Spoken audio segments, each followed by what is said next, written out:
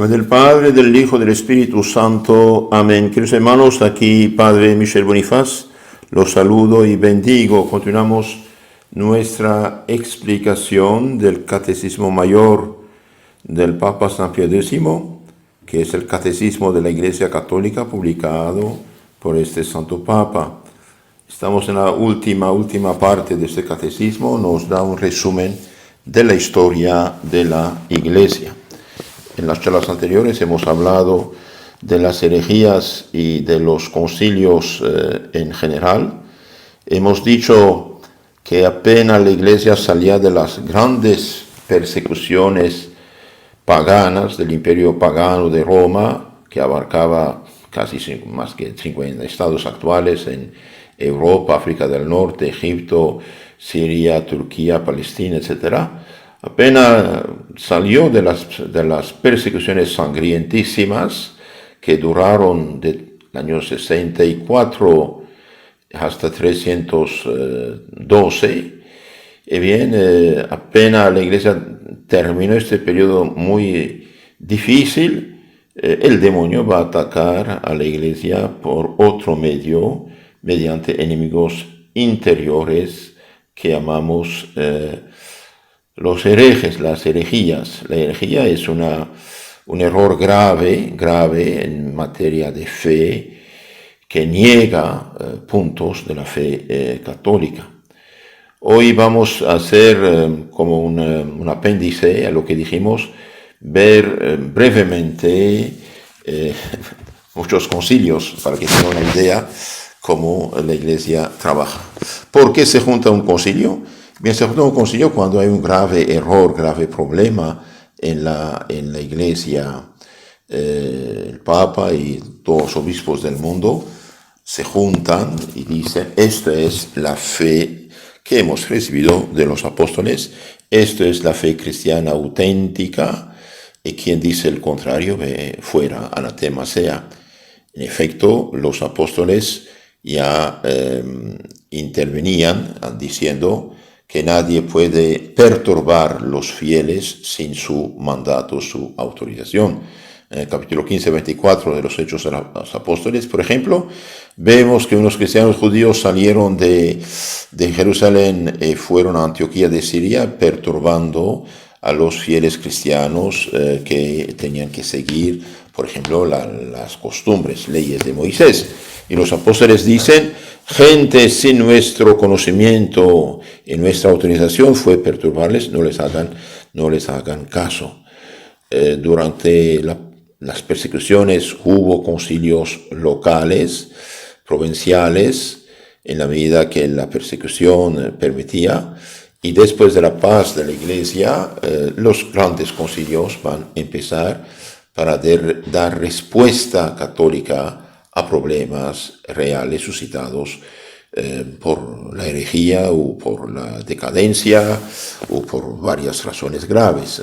Ahora hay concilios, digamos, locales, provinciales, nacionales, y hay concilios universales, mundiales, que llamamos ecuménicos, es decir, que abarcan oicúmene, la tierra habitada, todo el mundo. Por eso se llama concilios ecuménicos, es decir, todos los obispos del mundo están invitados a participar en este concilio. En 2000 años hubo 21 concilios universales y muchos concilios locales.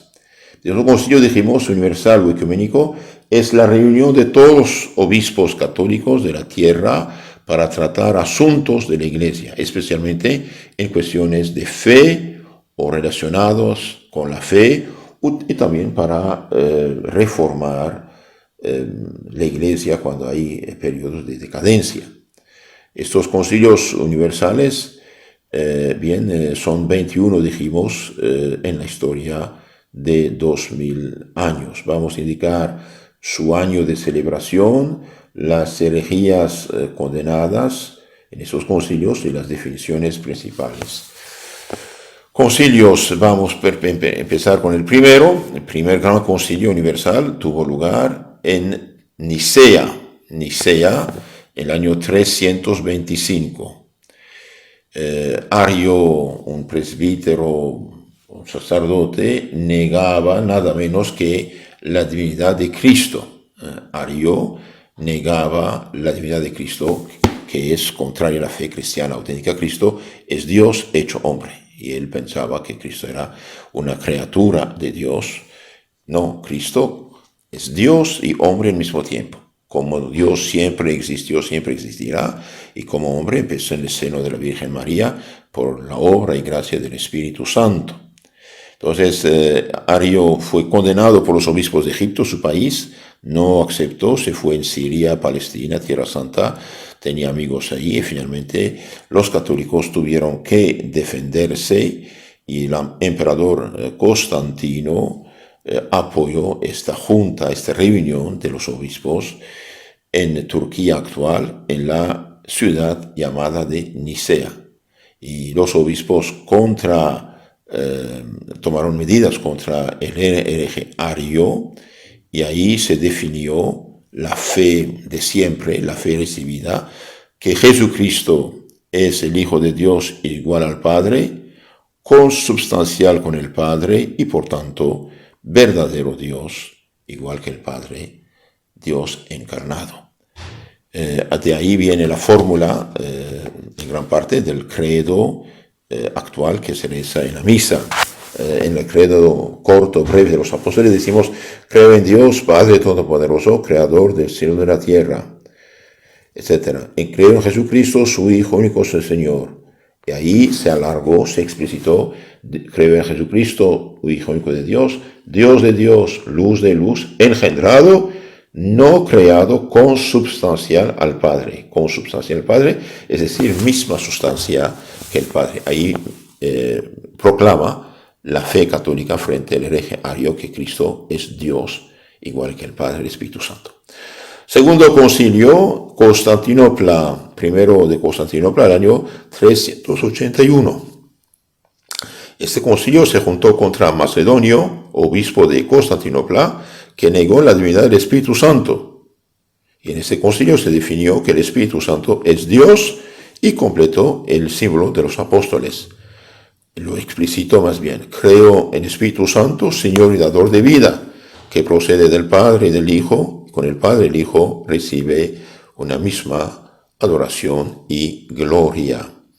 Y también el concilio de Constantinopla en 381 puso fin al arianismo.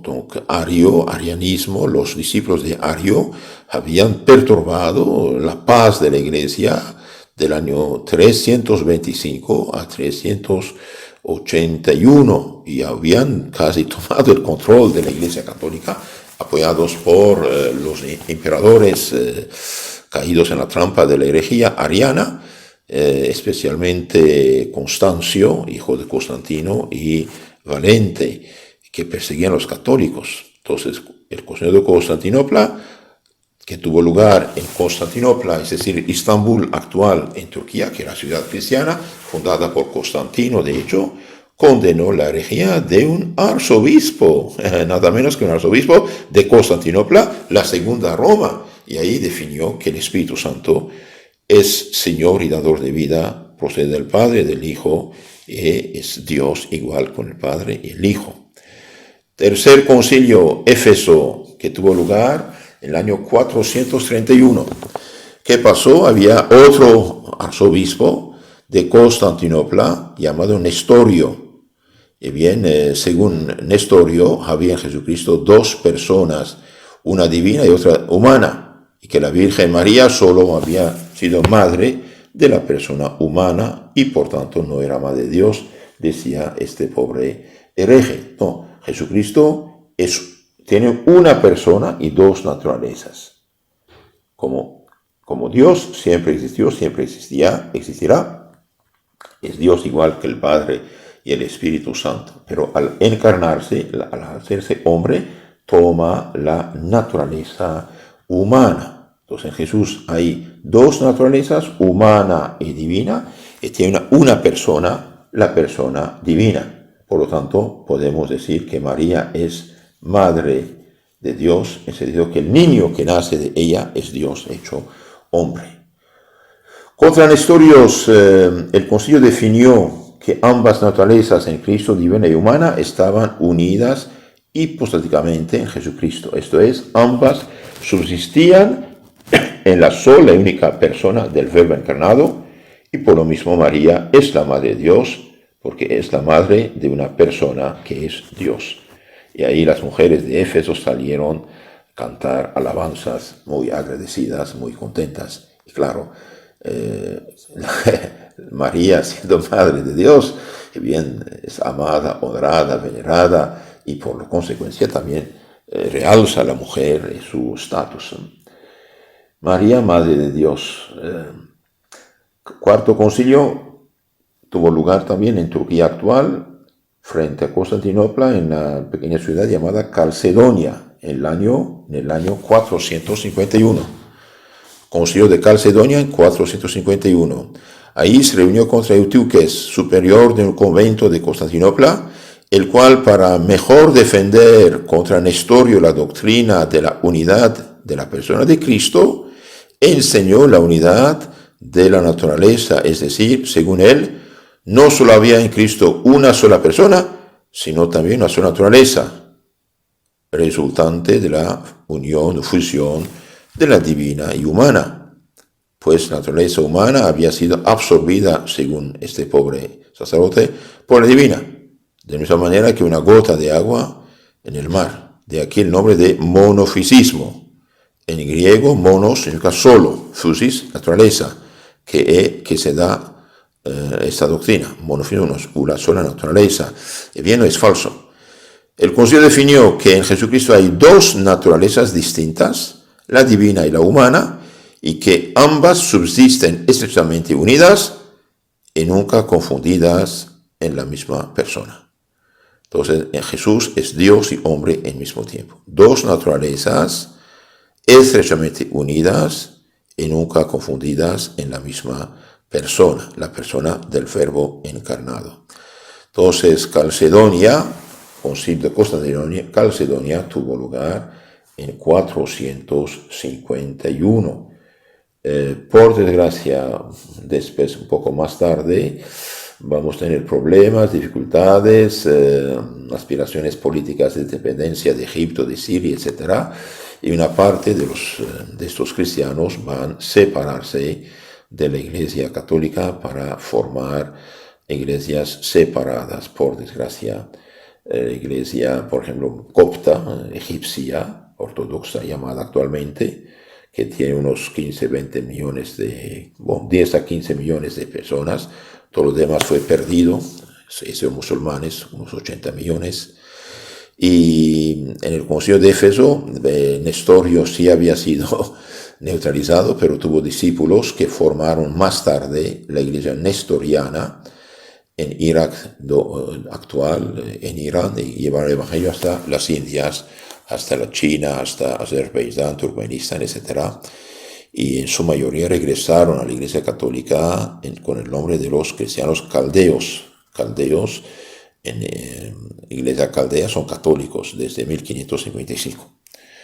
Otro concilio, Constantinopla II, el año 553, por la extensión que tuvo entonces el monofisismo, se trató de la prohibición de los llamados 3 capítulos o escritos de carácter nestoriano, que eran considerados como odiosos a los monofisistas, mas no se consiguió el fin que se perseguía. Entonces, los monofisistas, lo que le realzaban la divinidad de Cristo, rebajando su unidad,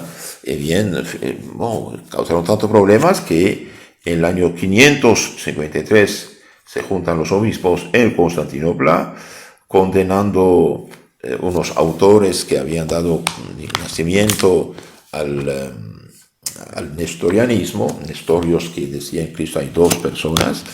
Y bien, por desgracia, a pesar del concilio, no se logró nada. El sexto concilio, Constantinopla III, tuvo lugar en el año 680.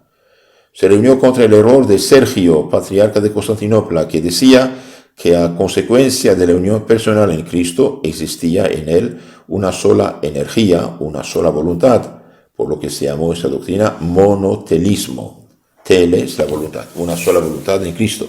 El concilio lo condenó así como a los representantes de esta herejía, declarando solemnemente la doctrina de dos voluntades en Cristo, voluntad humana y voluntad divina. Cristo en la agonía dice: Padre, si posible, aleje de mí esta voluntad, este cáliz, esta es la crucifixión, es la voluntad divina. Séptimo concilio, Nicea, otro concilio de Nicea, el año 787. Este concilio fijó contra los iconoclastas o quebrantadores de imágenes santas la doctrina de la Iglesia, distinguiendo el culto de las imágenes y el de la persona que las representa. El concilio declaró que la veneración otorgada a las imágenes no debía confundirse con la adoración que solamente corresponde a Dios. Entonces había una herejía en estos años 787 que brisaba, que destruía las imágenes santas, iconoclastas, claso en griego, quebrantaban las imágenes santas, de hecho imitando judíos y musulmanes. Y hoy los protestantes son iconoclastas, tomaron una herejía ya muy vieja. Entonces aquí el concilio dice que se venera, se honra, se ama a los santos, pero no se adora.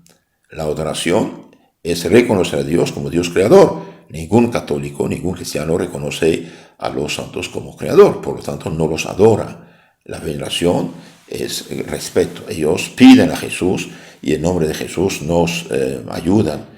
Claro, el único mediador entre Dios y los hombres es Cristo, lo sabemos, pero Cristo utiliza a los santos como instrumentos suyos. No hay nada grave en esto, al contrario.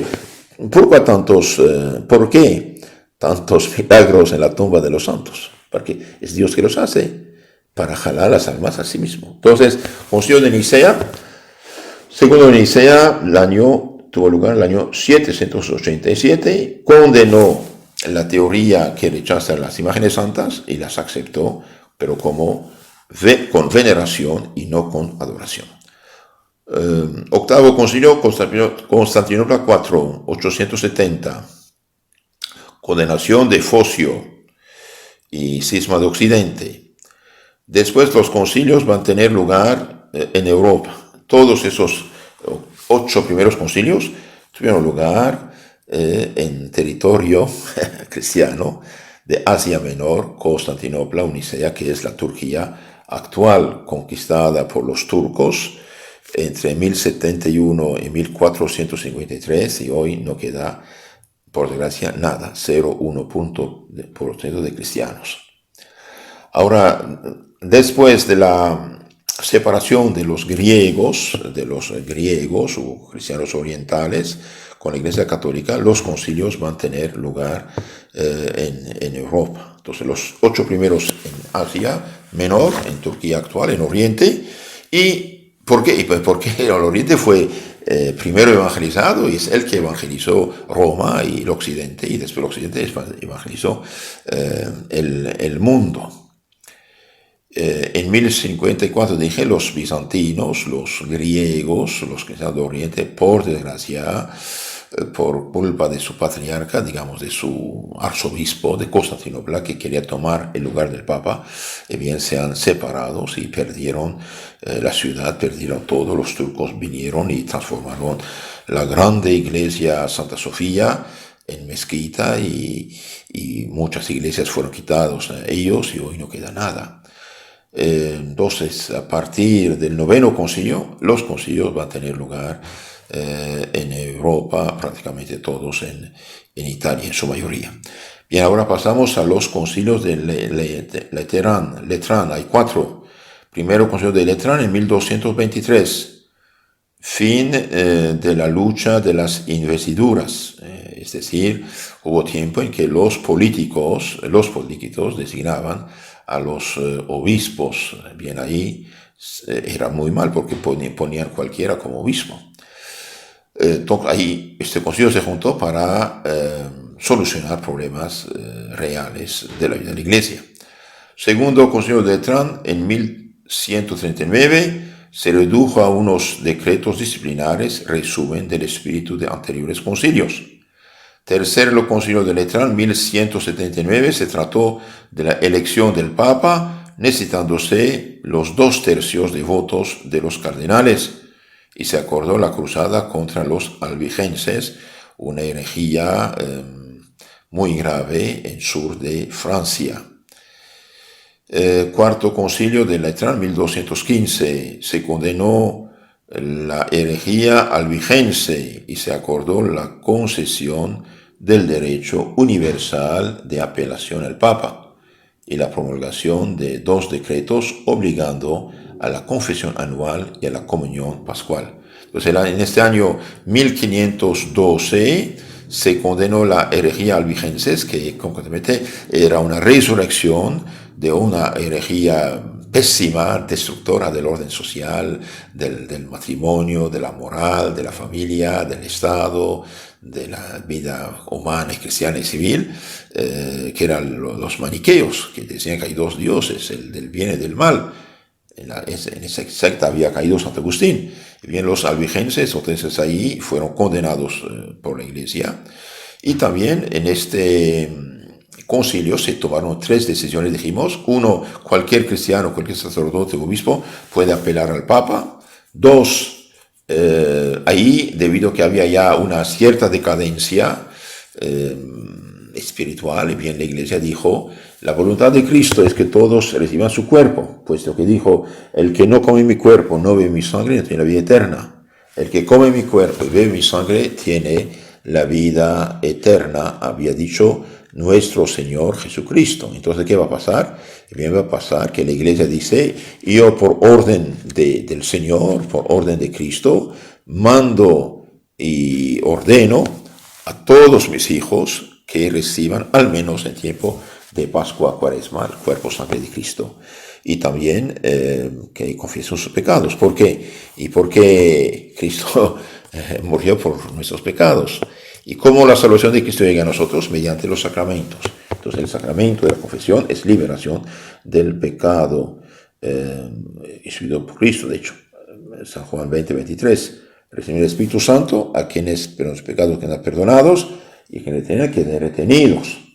Entonces no es que la Iglesia inventó la confesión en 1215. La Iglesia, por autoridad de Cristo, porque Cristo dijo a los apóstoles y por lo tanto a sus lugartenientes, quien a usted escucha, a mí escucha, quien a usted rechaza, a mí rechaza.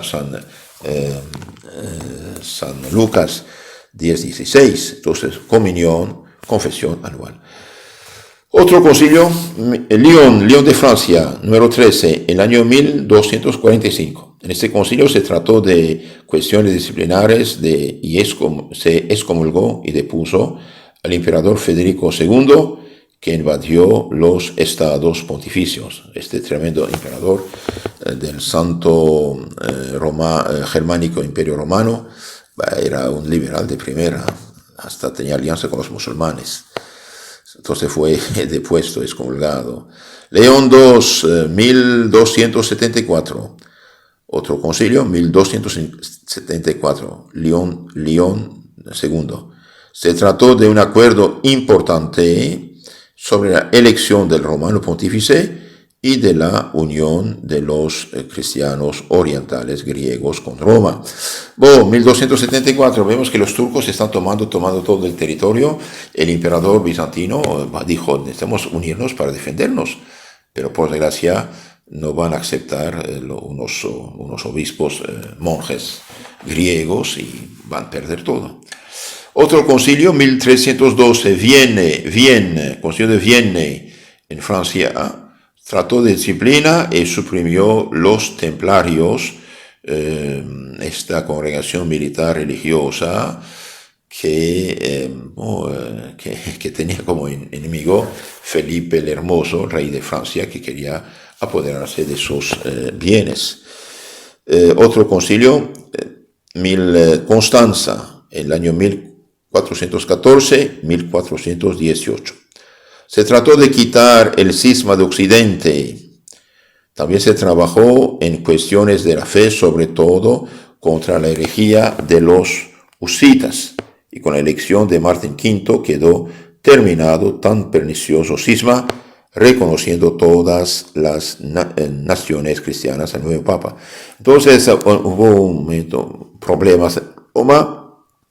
El Papa tuvo que de Roma irse a Avignon, en sur de Francia, quedó unos 70 años, pienso, allí, y finalmente Santa Catalina de Siena obligó al Papa, por revelación, de regresar a Roma, pero unos cardenales no aceptaron, eligieron otro Papa, finalmente hubo tiempo, había 3 papas al mismo tiempo. Entonces aquí, en este concilio de Constanza, en Alemania, en 1414-1418, bien, ahí se puso fin al cisma de Occidente, porque había 3 papas, eligieron al Papa Martín V, que fue reconocido por todos los cristianos. Otro concilio que quiere poner, remedio a una cierta decadencia, tibieza, Florencia, 1438-1445. Tuvo como objeto principal la unión con los griegos, los bizantinos, y también se trató de la unión de los armenos y jacobitas. Entonces, este concilio, su intención es reunir los cristianos separados de Oriente con el Occidente, y ahí los emperadores de Bizancio, del Imperio Romano de Oriente, ven el peligro turco que cada vez se acerca más a tomar Constantinopla. Bien, estamos en 1445, la unión se firmó, gracias a Dios, de los armenios, de los jacobitas. Llaman jacobitas los cristianos de Egipto, Siria, hoy son iglesia siro-ortodoxa y la iglesia copta. Sí se firmó, pero no dio fruto. Un monje, pienso era monje, sí, bizantino, parece que dijo: prefiero el turbán de los musulmanes que la tiara del Papa. Y bien, en 1453 los turcos tomaron Constantinopla. Después de un saqueo, matanzas, quitaron la iglesia de Santa Sofía, y este monje que se había negado a la unión de los cristianos fue nombrado patriarca. Le dio el título de jefe espiritual temporal, dependiendo de los turcos. Hoy no queda nada. Otro concilio, un poco antes de Lutero, Letrán V, concilio de Letrán, 1512-1517. Trató de la reforma de la iglesia y contra los neo-aristotélicos. Estamos en el renacimiento de la cultura pagana. Por desgracia, esta reforma que todo el mundo anhelaba no tuvo lugar, y va a llegar la catástrofe protestante, que va a ensangrentar toda Europa, sembrar sangre, fuego y muerte en toda Europa cristiana, menos Italia y España, que se defendieron desde el inicio. Bien, la Iglesia, para solucionar el problema protestante, va a convocar el concilio número 19, concilio de Trento, que tuvo lugar entre 1545, y 1563. Este concilio, dijimos, se juntó contra los protestantes y se determinó el canon de la Sagrada Escritura, que hay 73 libros en la Biblia. Los protestantes toman el canon judío, que quita 7 de estos del canon. Ahora, estos 7 libros se lo llaman deuterocanónicos, siempre fueron reconocidos en general en la Iglesia. No es que la Iglesia Católica añadió estos libros al canon, él decretó que estos libros sí pertenecen a la revelación divina y son palabra de Dios. Y los protestantes siempre tergiversan las cosas, y como muchos no saben nada, toman por verdad divina las mentiras inventadas. Entonces aquí, contra los protestantes, el Concilio de Trento determinó el canon de las Escrituras. La Biblia cristiana contiene 73 libros. También tomó decretos, claro, analizó todas las objeciones críticas protestantes y dijo: esta es la fe católica. Entonces tomó decretos de fe de fe sobre la justificación, el pecado original, la institución de los 7 sacramentos por Jesucristo, de la transubstanciación y del purgatorio. Concretamente todo lo que Lutero rechazaba, bien, va a ser afirmado por la Iglesia Católica. Y Lutero y sus compañeros que reclamaban un concilio, cuando el concilio, a propósito, se hizo en Trento, norte de Italia, cerca de Alemania, y no en Roma, y bien, los protestantes no fueron.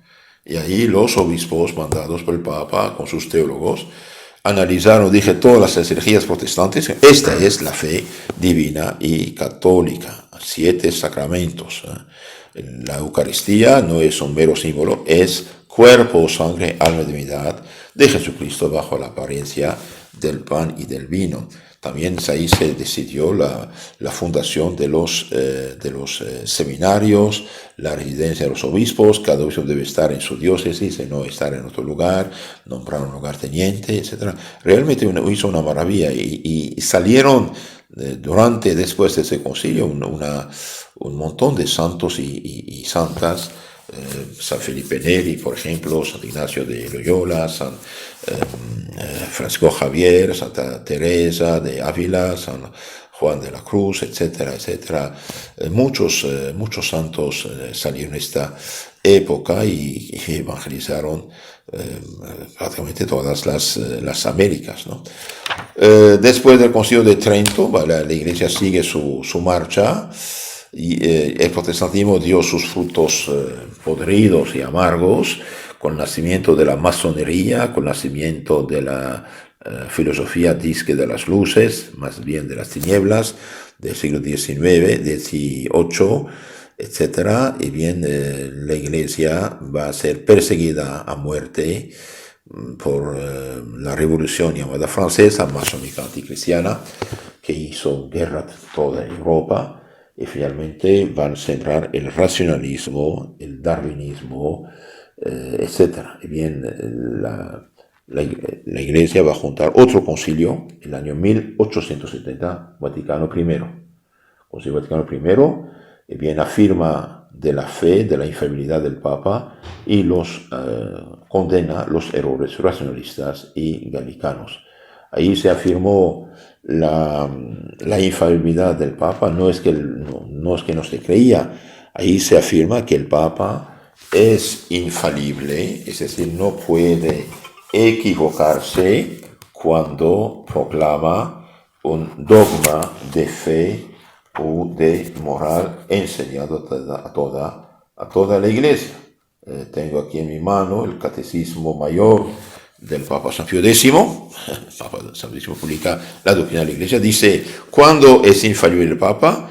El Papa es infalible solo cuando, en calidad de pastor y maestro de todos los cristianos, en virtud de su suprema y apostólica autoridad, define que una doctrina acerca de la fe o de las costumbres debe ser abrazada por la Iglesia universal. Entonces el Papa no es infalible siempre, no es infalible en todo, puede tener sus preferencias, sus opiniones personales, su doctrina personal. El Papa es infalible solo, dice aquí San Pío X, cuando en calidad de Papa, de pastor y maestro de todos los cristianos, en virtud de su suprema apostólica autoridad, define que una doctrina acerca de la fe y de la moral debe ser creída por la Iglesia universal. Y bien, gracias a Dios, desde 1954 no hay nada de estas cosas. Claro, el Papa debería siempre decir cosas buenas, justas y correctas, pero todo lo que hoy dicen que el Papa dijo, entonces tenemos que hacer todo. Claro, tenemos que hacer y obedecer, escuchar y seguir, claro. Pero si dice opiniones personales, ¿qué hacemos? Si el Papa gusta la cerveza y a otro no le gusta, no la toma, punto. No es cuestión de fe ni de moral. De hecho, este mismo concilio dice, el Espíritu Santo no fue prometido a Pedro y a sus sucesores para dar una nueva doctrina, sino que para que su asistencia comunicaran, defendieran la doctrina católica de todos los santos y todos los siglos. Y finalmente el último concilio universal es Vaticano II. Este concilio, el último convocado por Juan XXIII y terminado por Pablo VI, tuvo lugar en Roma, en el Vaticano, por eso dice Vaticano II, entre 1962 y 65, junto a unos 2000 obispos del mundo entero. Pensaban que el comunismo iba a durar 200 años, pensaban que la secularización, decristianización del mundo iba a avanzar, y pensaban que los cristianos deberían unirse cuanto antes para hacer frente a estas cosas. Hasta allí han visto claro y bien, pero por desgracia debilitaron la fe católica y no condenaron los errores que hoy destruyen totalmente la Iglesia y el mundo cristiano. Y después lo bueno que tenía este concilio no dogmático lo dejan de lado, más o menos, en general, y las cosas más liberales los interpretan según sus conveniencias y están llevando a la Iglesia a la muerte, donde quiera que ignoraron o eliminaron totalmente las cosas tradicionales recibidas de siglos y siglos, y viene esta decadencia monstruosa. Están cerrando decenas y decenas de iglesias, universidades, capillas, escuelas, oratorios, parroquias incluso. Eso es una catástrofe. Concilio Vaticano II quería mejorar todo y por desgracia los modernistas tomaron el control, persiguieron a los conservadores o tradicionales, los denigraron, los condenaron, y finalmente vemos que el fruto esperado no llegó. Entonces, hubo, dijimos, 21 concilios universales. En estos concilios se expone la doctrina oficial de la Iglesia en torno a las verdades reveladas por Dios, y aunque no hayan sido definidas todas ellas expresamente como verdades de fe, señalan a todos los fieles un camino seguro y firme con el que no cabe error y del que no es lícito aportarse. Dan las pautas y también condenan los errores. Entonces, 21 concilios universales tuvieron lugar en la Santa Iglesia. El Concilio de Trento frenó el protestantismo de una manera increíble, y después del Concilio de Trento, terminado en 1563, hubo un contraataque, contraofensiva católica de sacerdotes, de los papas, de los nuncios apostólicos, de unos políticos católicos, de la nueva congregación jesuita de Santo Ignacio de Loyola, de los capuchinos, franciscanos, y reconquistaron mucho terreno sobre el protestantismo. Por desgracia, el Vaticano II abrió la puerta y las sectas nos tomaron millones y millones de católicos, debido a que todos los cristianos, aleluya, no hay problema, y bien aprovecharon ellos, y los católicos en general no saben de defenderse, debido a que incluso los viejos catecismos que daban las cosas claramente en muchos lugares fueron suprimidos, y el Papa Benedicto XVI, siendo cardenal, dice en su libro Informe sobre la Fe, dice, edición española, séptima edición de la BAC, página 80 y 81, dice: puesto que la teología ya no parece capaz de transmitir un modelo común de la fe, también la catequesis se halla expuesta a la desintegración, a experimentos que cambian continuamente. Algunos catecismos y muchos catequistas ya no enseñan la fe católica en la armonía de su conjunto, gracias a la cual toda verdad presupone y explica las otras, sino que buscan hacer humanamente interesantes, según las orientaciones culturales del momento, algunos elementos del patrimonio cristiano, etc. Toman los pasajes bíblicos y dejan todos los demás. Consecuencia, dice el Papa, no tenemos una catequesis comprendida como formación global en la fe, sino reflexiones y ensayos en torno a experiencias antropológicas parciales y subjetivas. Y el mismo Papa dijo, Cardinal Ratzinger, antes de ser Papa, en los años 83 dijo: el primer error grave fue suprimir el catecismo, declarándolo superado. Esto fue universal, pero no quita que haya sido una decisión errónea.